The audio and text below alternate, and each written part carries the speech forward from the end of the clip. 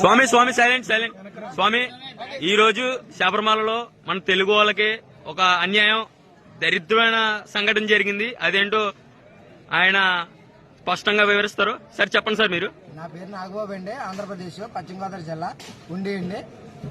నేను దర్శనానికి వచ్చానండి. వస్తుంటే ముందు బంగారు మెట్లు ఎక్కి అలా వెళ్ళానండి. తిరిగి వస్తే మళ్ళీ ఇటు వచ్చాను. ఒక ఆఫీసర్ వచ్చి దర్శనం అవ్వలేదని అంటే జిప్పిప్పు చూపిస్తున్నాడండి. క్యూ లైన్ ఎక్కడ అని అడిగినందుకు మన తెలుగు వాళ్ళని అసభ్యంగా ప్రవర్తించారు. ఇక్కడ కేరళ గవర్నమెంట్ అయినా ఒక పోలీస్ అయినా, ఆ పోలీస్ ని మనం ఎవరో ఎక్కడ అని అడుగుతుంటే ఆయన దొడ్డిదారిన బయటకు పంపేసి ఆయన లేరు, మీకు స్పెషల్ దర్శనం మీకు ఇప్పిస్తాం.